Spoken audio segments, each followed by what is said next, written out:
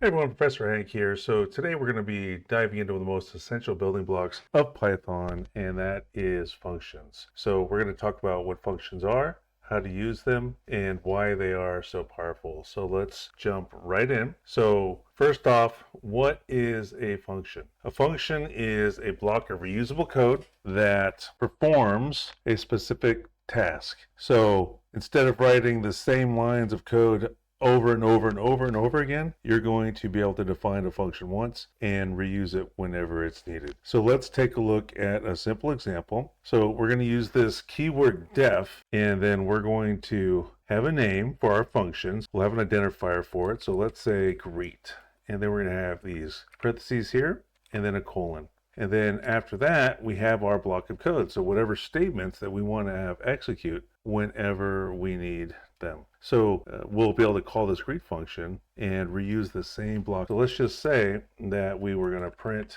hello world. Then when I want to actually execute the function, then I'm going to make a function call. And the function call is just the name of the function and then parentheses here. So if I do F5, you can see that there's hello world. So this is the starting point for our program, and greet is a function call, and whenever that statement executes, then the contents of the greet function are going to execute. And we can call greet as many times as we want, and it'll work just the same. Now we can mix and match that. So maybe I have something like, hi, and then I have my three function calls, and then bye. All right, so whenever I want hello world to occur, I just call my greet function, and then you can see hi, hello world, hello world, bye. So now let's make our function a little bit more flexible by using what's known as parameters. And parameters are like variables that allow us to pass information into a function. So we'll update our greet function by placing one parameter inside of those parentheses, and that is known as a parameter list. And then I'll change my print function to use an F string, and instead of saying hello world, I'll use the parameter instead. So now when I call my function, I'm going to have to place an argument inside these parentheses here. So we'll place in here maybe Alice, and then maybe Frank, and then maybe Hans. So what's going to happen is that when we call greet, the Alice string will be assigned a name, and then that will go into the F string right there. So we're going to see hello Alice, hello Frank, and hello Franz, just like that. So these parameters are going to make our functions dynamic and reusable. Now sometimes you want to have a function calculate something and then give us back the result, and that's what the return statement is for. So let's see an example of that. So let's say that I wanted to add a couple of numbers together. Then I could have my def keyword, I could have my add identifier, and then a parameter list that has two things in it. And then here I can say something like total is equal to a plus b, and then I'm going to return that total. So that function will take two arguments, it's going to add them, and then it's going to return that result. So we can store that result like this. So we can do something like result equals add 5 and 3. And then I'll print out that result. So this right here will output 8. So if I run that, you're going to see that there is our 8 right there. So what happened was that the 5 was assigned to A, the 3 was assigned to B, and so then 5 plus 3 is 8, which was assigned to total, and then returned that 8, which was assigned to result, and then we printed out result. So that way we see 8 on the screen. Now, as we mentioned before, you can call functions multiple times, and you can even use a function as an argument to another function.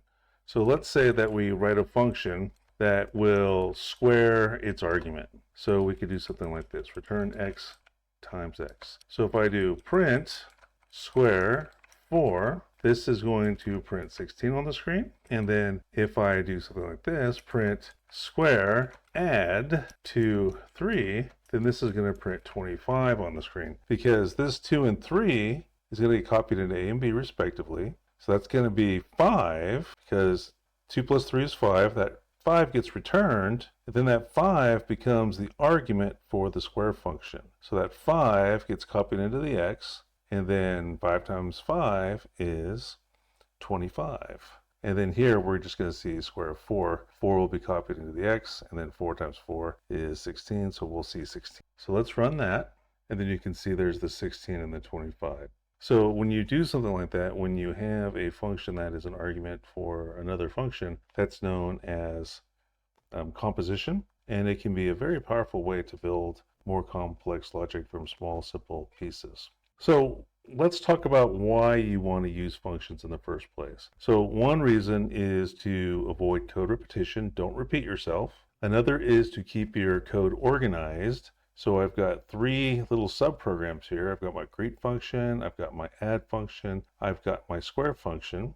Makes debugging easier because if I know that the square function is responsible for finding the square of a value, and my math comes out wrong when I do my square, then I know that that square function must be the problem, right? So if I pass a square 3 and it returns 2, then the problem is probably going to be within my square function, so I can go look in that function for the defect. And another reason to use functions is to break complex problems into smaller parts. So instead of trying to write one big program, what you end up doing is functional programming, where each function serves as a block of that program, and then you combine all the blocks together. So functions are one of the most important tools for writing clean, efficient Python code. So let's recap. You define functions using the def keyword, use parameters to pass data, use return to get values back, and you can call functions as often as you like. So here's a few ideas on how you can do some practice. Try writing a function that multiplies 2 numbers. So I had to add 2 numbers. Write a function that checks if a number is even.